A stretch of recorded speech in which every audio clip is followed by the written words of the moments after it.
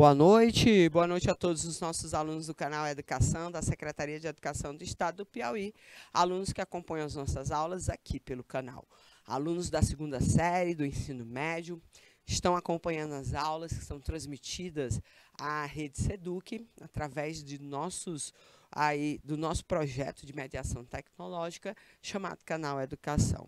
Aos nossos alunos da segunda série do ensino médio, aí o meu boa noite, sou a professora Marília. No nosso segundo encontro da segunda-feira, a gente tem a aula de literatura.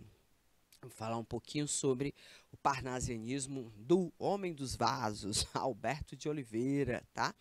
Um dos mais importantes e ilustres escritores do parnasianismo brasileiro. Inclusive, é considerado aí o maior representante, até mesmo, do que o seu quase cunhado Olavo Bilac.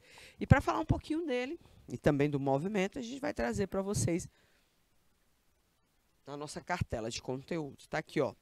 O nosso movimento na era nacional, o parnasianismo, é o movimento estético literário que trabalha aí as características de uma literatura que o rigor, né, é importantíssimo dentro desses aspectos.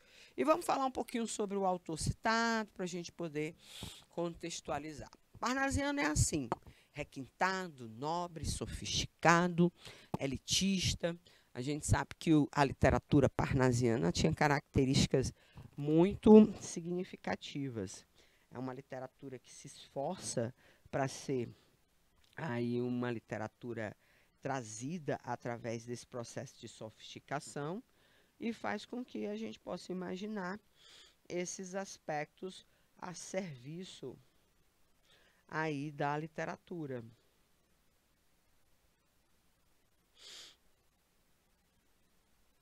E é importante que a gente possa discutir um pouquinho a respeito desse contexto histórico, né? O parnasianismo, a gente já sabe, foi uma escola literária que aconteceu no Brasil no final do século XIX, mais precisamente aí em 1882, quando os primeiros parnasianos publicam obras aqui no Brasil, né? O movimento teve origem na França e era esse movimento aí, ó, como as francesas se vestiam, elegante, né? Sofisticado, principalmente porque eles queriam retomar a elegância e a sofisticação, principalmente a sofisticação da época da tradição clássica. Imitaram os clássicos, se chamaram parnasianos, porque o Monte Parnaso era aquele monte de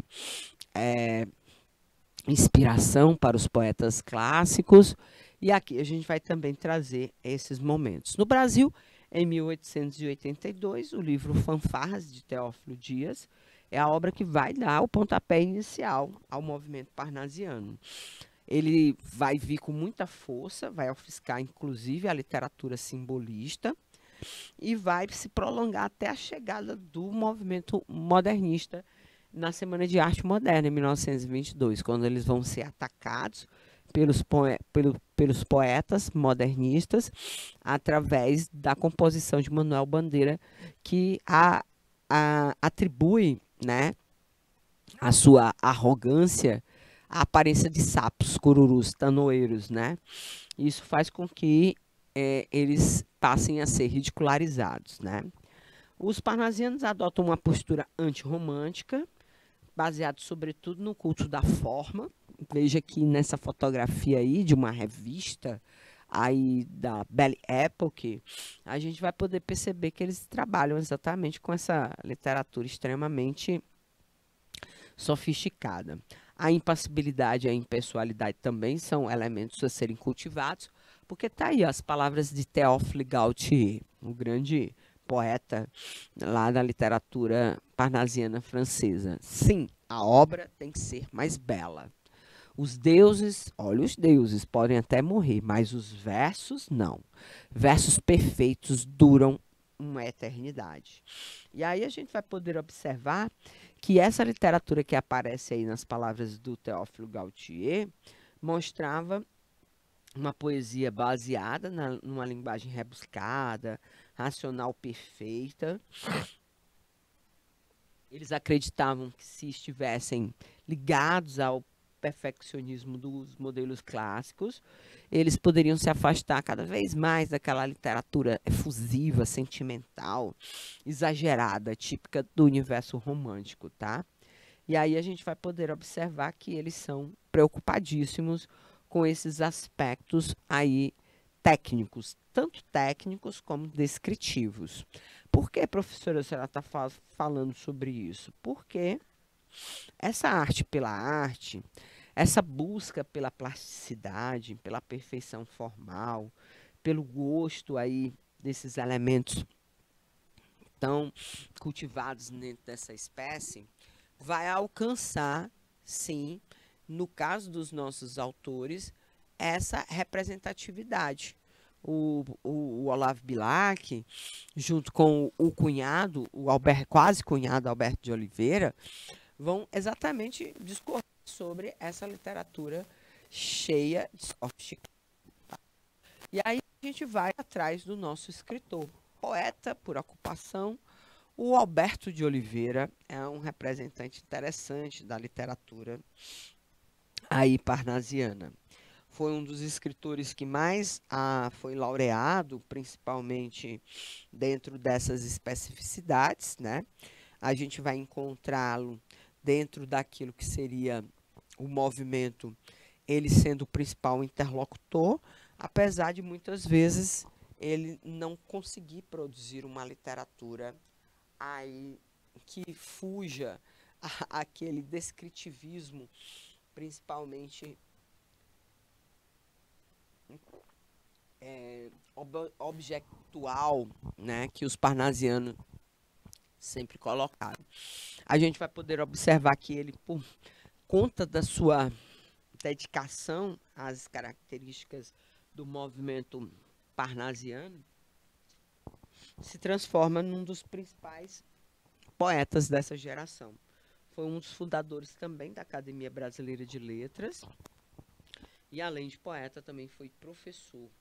Aí estudou junto com um amigo Olavo Bilac medicina, mas abandonaram a medicina depois do escândalo da necrofilia. Andavam profanando os túmulos, os corpos que eram utilizados nas aulas de anatomia, né? Ele estreia com um livro de romances, né, Canções Românticas, em 1878, mas logo se distancia desses valores para agregar à sua escrita aí a técnica parnasiana, tá? E dentro dessa nova técnica, ele só produz uma obra chamada Meridionais.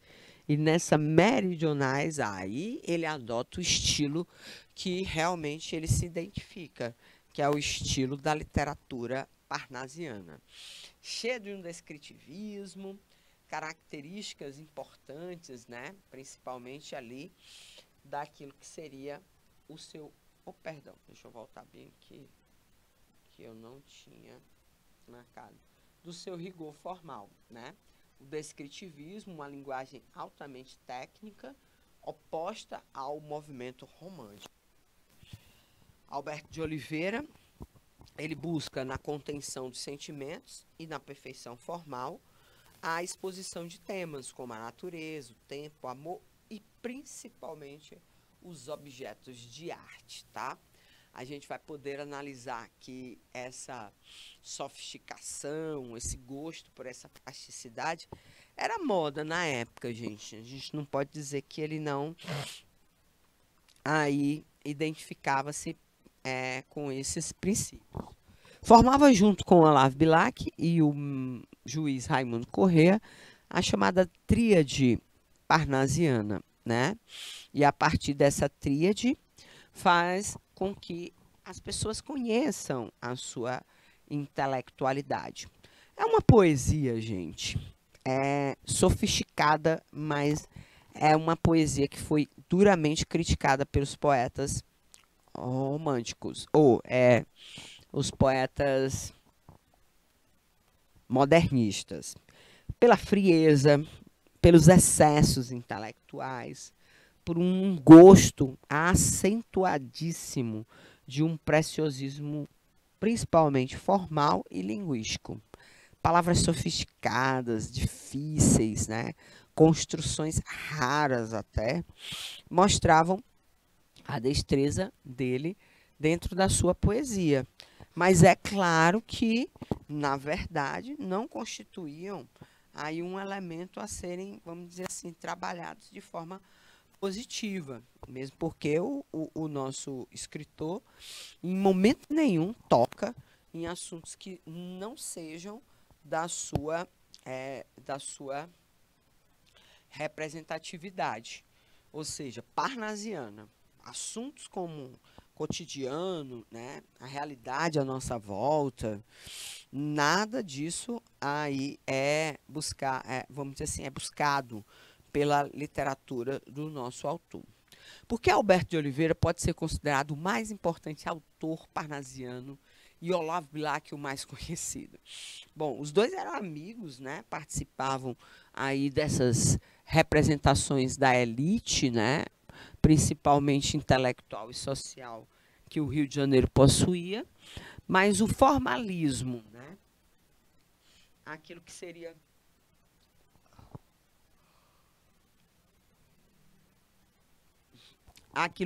a destreza por essa literatura mais formal do Alberto de Oliveira, faz com que a gente possa ter aí ele se destacando mais como um autor rigorosíssimo em relação ao cumprimento das regras estabelecidas da escola do que o próprio Olavo Bilac. Mas o Olavo Bilac era o mais famoso, né? Era jovem, solteiro, né? Tinha todo aquele séquio de seguidoras, né? Vamos dizer assim, parnaso-seguidoras da época, pegando essa alusão aí às redes sociais de hoje. Então, de fato, ele foi o mais importante, era o orquestrador do movimento, principalmente aí desse movimento parnasiano, mas não foi o mais conhecido, né? Viveu sempre à sombra do quase cunhado. Ele tinha uma irmã que namorou durante, pasmem, aí vários anos, né? Acho que 10 anos, 12 anos com Olavo Bilac, mas não chegaram a se casar. O gosto do Olavo Bilac mesmo. O Olavo Bilac não quis ela. Depois disse que não era bem a pessoa que ele queria casar, depois de 10 anos enrolando a moça, tá? E aí eles se formam e acabam se tornando esses autores conhecidos pela tríade parnasiana, tá? As características de Alberto de Oliveira, né, mostram para você essa representatividade. É importante de que ele, como líder do movimento, soube adequar as suas poesias aos princípios parnasianos, principalmente em relação a essa perfeição formal. Sua poesia é fria, intelectualizada, gosta de um acentuado preciosismo formal e linguístico, defende rigorosamente a arte pela arte, e, em vez de se interessar pela realidade brasileira, buscava inspiração nos modelos clássicos dos poetas barrocos e árcades portugueses. A poesia de Alberto de Oliveira é descritiva, exalta a natureza, a saudade e até objetos, principalmente vasos decorativos e estátuas, né, que mostram essa representação. E a gente vai poder observar aí dentro dessas suas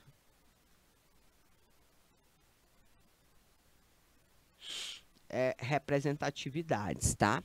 Então, é para falar de vasos que a gente vai entrar aqui na produção artística do nosso autor. Vamos lá analisar um poema decorativo como esse.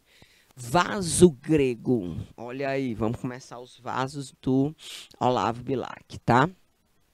Esta de áureos relevos, trabalhada de divas mãos, brilhante copa um dia, já de aos deuses servir como cansada, vinda do Olimpo a um novo deus servia. Era o poeta de Teos, que o suspendia então, e ora Repleta, ora esvazada, a taça amiga aos deuses, aos dedos, seus tinha, toda de roxas pétalas colmada.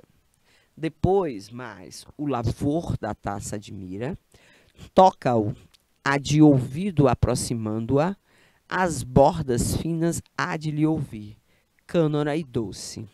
Ignota voz, qual se dá a antiga lira, fosse a encantada música das cordas, qual se essa voz de Anacreonte fosse. Professora, traduza. Vamos lá. Traduzindo as informações, ó. Uma das críticas, né, que se faz à poesia desses poetas como Alberto de Oliveira é que os temas por eles trabalhados eram temas, vamos dizer assim, não necessariamente importantes. Em 1882, né, a partir de 1880, a década de 1880 e 1890, o Brasil entra em evolução, né? Há um conflito generalizado político, social. A escravidão é decretada, a abolição da escravidão é decretada. A sociedade se revolta contra o regente, o Dom Pedro II, sofre um golpe, é expulso do país. O sistema militar que toma o país não resolve os problemas mais urgentes da população. E aí, olha, convulsionada, na cidade do Rio de Janeiro, vê um poeta falar de um vaso. Um vaso de áureos relevos, bem trabalhado, de divas mãos, brilhante copa. Um dia, esse vaso, ele é tão especial que ele serviu aos deuses, né? E ele veio do Olimpo para servir ao poeta. Ou seja, veja que ele coloca que a poesia se serve para falar não de um deus, né, mas de um vaso que hoje serve à poesia. E aí, olha, para descrever esse vaso de uma forma tão brilhante, né, cheia de especificidade, né, ele vai usando um conjunto de palavras que a gente não consegue muitas vezes entender. Palavras novas, não, mas palavras difíceis de serem utilizadas num linguajar mais coloquial, numa coisa mais acessível à população. As referências aos deuses vêm do Olimpo, Teos e Anacreonte. Então, essas formas de você trazer essa cultura clássica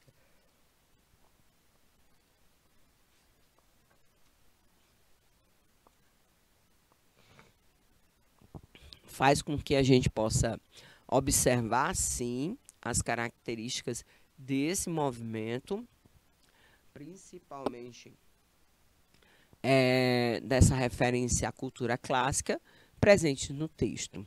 Então, é um texto que fala de um vaso ricamente trabalhado, que já foi objeto aí de uso dos deuses e agora é objeto de uso do poeta. Como ele já serviu aos deuses, principalmente porque deles eles sorviam mel, né? Ou mel não, o vinho, a gente vai poder observar que agora ela vai servir de admiração, de modelo, de exposição ao poeta. E aí a gente vai poder observar que ele fala, perde-se 14 linhas com uma linguagem altamente rebuscada, cheia de referências à cultura tradicional, para falar do vaso. E agora, diante dessa situação, vou, já feita a análise interpretativa desse texto, a gente traz a primeira questão sobre o vaso grego, tá? Para você analisar direitinho aí, vou pedir aqui 3 minutinhos para que você possa perceber aí as características e marcar a alternativa correta. 3 minutinhos para você.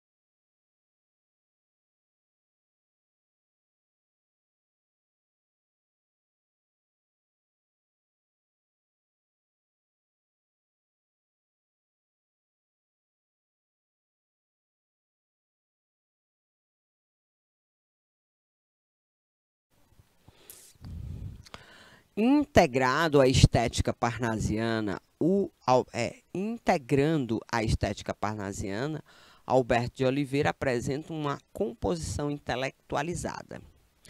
Considerando o poema Vaso Grego, outra característica marcante observada é, letra A, o refúgio no passado, letra B, o pessimismo e mitologia, letra C, uma abordagem metafísica, letra D, a musicalidade e sinestesia.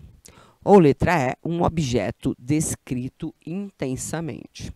Bom, refúgio no passado não é. Apesar da gente saber que a produção de Alberto de Oliveira, em alguns momentos, apresenta o saudosismo, e o saudosismo é uma retomada do passado, ele não faz essa temática acontecer no vaso grego, né? A gente vai encontrar, sim, no vaso, várias referências mitológicas. A gente viu ali, ó, Olimpo, Teos, Lira, Anacreonte, todas essas situações, né, até o próprio vaso grego, representa esse aspecto mitológico. Contudo, a gente não consegue enxergar na poesia, nessa poesia, uma representação negativista, né? Aí um conceito pessimista de enxergar as coisas. A gente não vai ver isso. Então, na letra B também não temos esse referencial. Na letra C, uma abordagem metafísica, uma coisa que os parnasianos não se enveredaram. Falar sobre metafísica. Professor, o que é metafísica? Discutir sobre a sua existência. A existência dele é só de uma peça de decoração, né? Um vaso sofisticado. Alguém que trabalha essa descrição ambiental com riqueza de detalhes, né? Isso aí seria um poema muito aí propício aos decoradores de interior, aos arquitetos, às pessoas que trabalham aí com esses designers, né? Porque, na verdade, o que ele quer mesmo é trabalhar esse objeto descrito intensamente. Ai, cadê? Ui, perdão. Voltei aqui, peraí. Vou voltar aqui. Pronto. Não coloquei a resposta, mas eu vou colocar aqui. Peraí, vamos aqui. Alternativa correta, letra E. Um objeto descrito intensamente, tá? Então, a alternativa correta aqui é a letra E. Descrito, nosso vaso grego, objeto de decoração. Bom, vamos lá. Vou pedir aqui mais 3 minutinhos para você analisar também esse outro texto. Texto não, trecho de um outro poema de Alberto de Oliveira.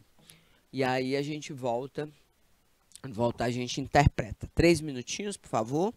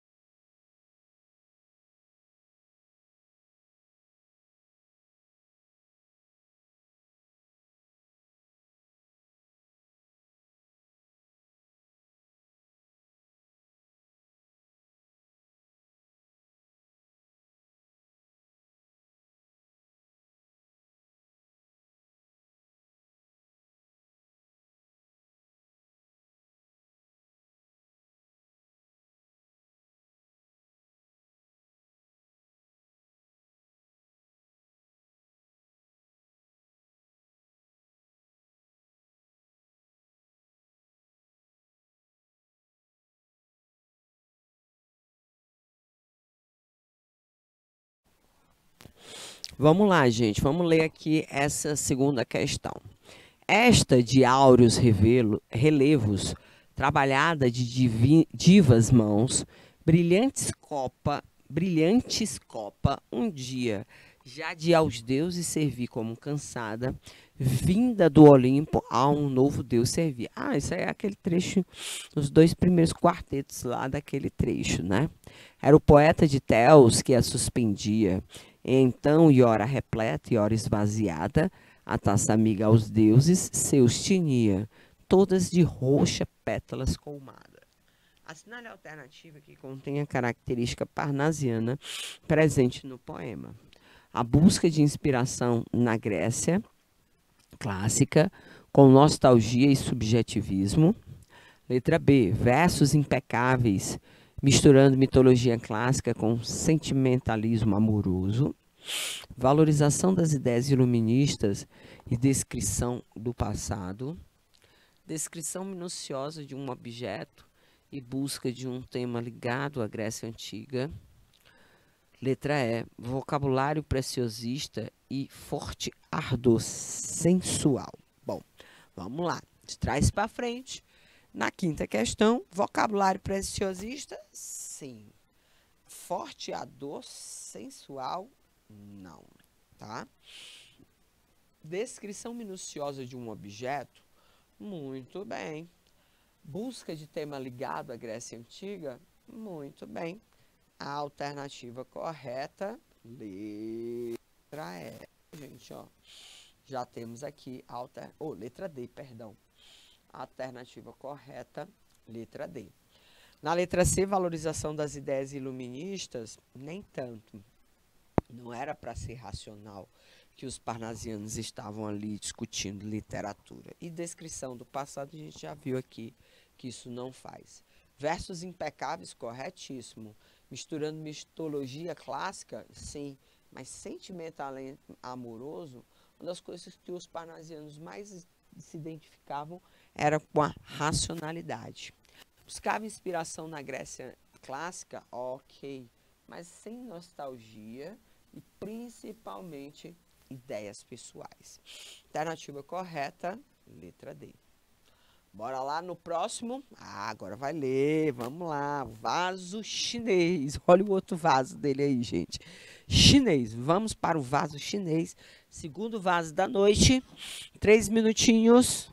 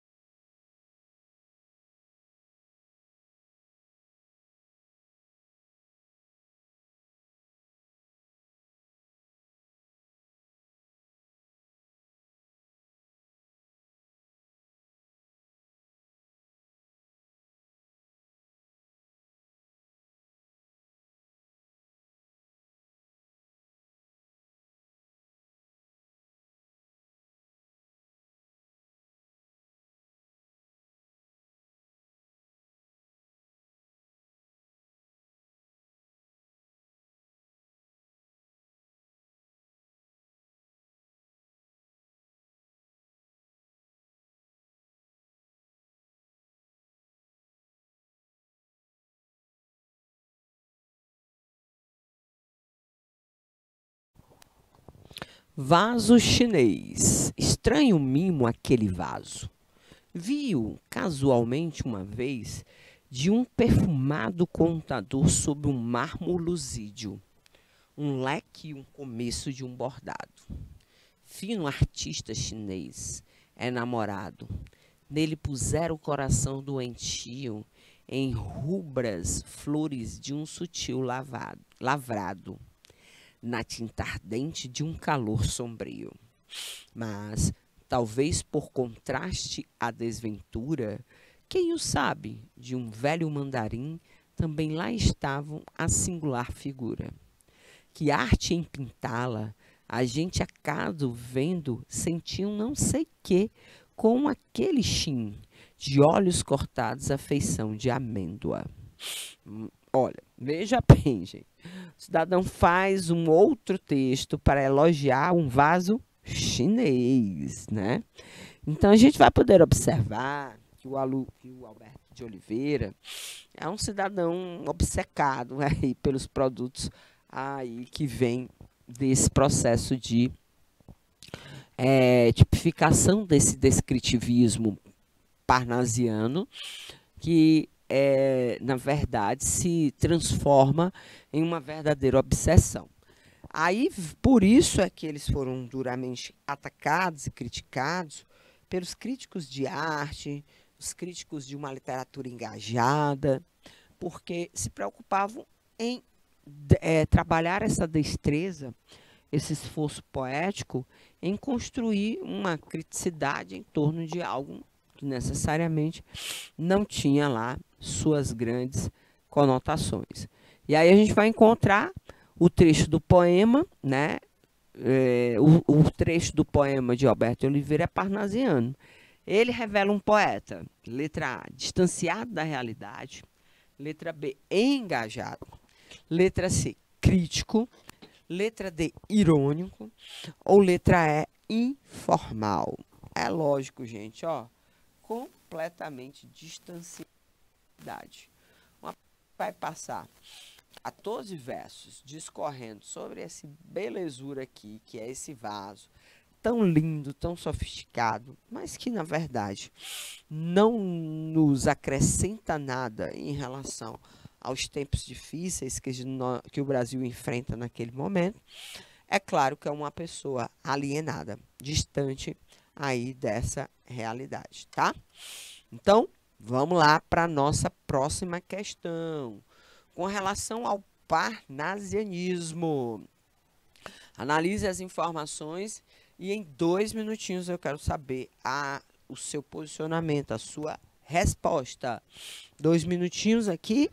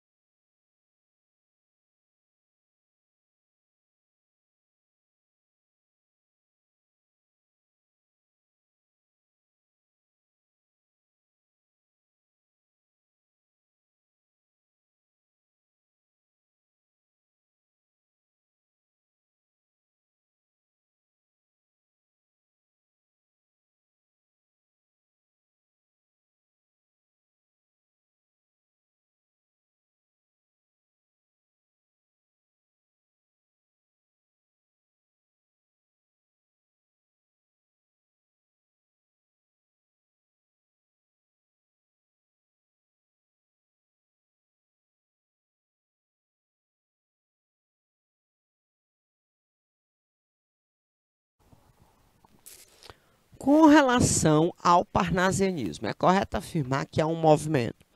Letra A, sentimentalista. Letra B, que assume uma visão crítica da sociedade.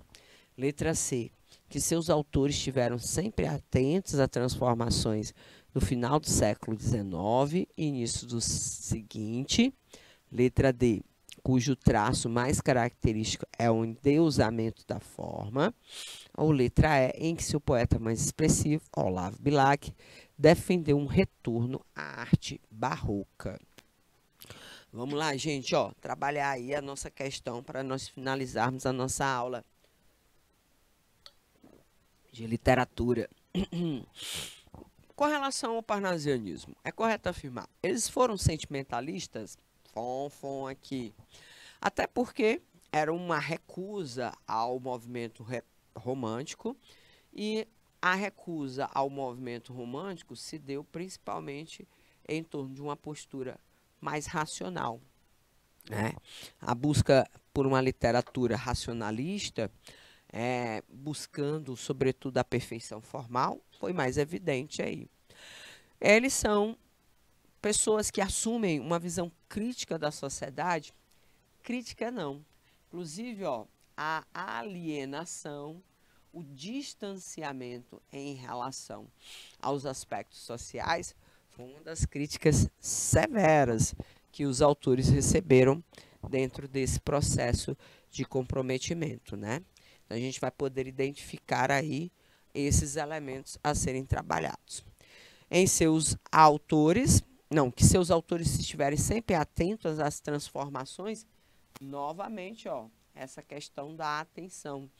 Eles buscavam aí a impessoalidade para buscar esse distanciamento da sociedade. O traço característico é o endeusamento da forma. Vou até colocar aqui a cozinha, ó, verdadeiro. Inclusive, eles chamavam isso de arte pela arte, tá bom? Então, gente, ó, na nossa aula de hoje de literatura, nós trouxemos para vocês aqui os conteúdos relacionados ao nosso parnasianismo, tá? Trouxemos para vocês as informações aludidas aí à produção do Alberto de Oliveira, fechando com vocês aí o esquema dos 3 autores, Olavo Bilac, Raimundo Corrêa e Alberto de Oliveira, mostrando para vocês as características dessa tríade de poetas parnasianos que encantaram uma sociedade que estava ali mais para buscar esse processo de endeusamento da forma do que necessariamente de uma literatura condizente com os seus aspectos, tá bom? Mas a gente volta na próxima semana com aulas aqui pelo canal. Um abraço a todos e até o nosso próximo encontro, gente. Tchauzinho!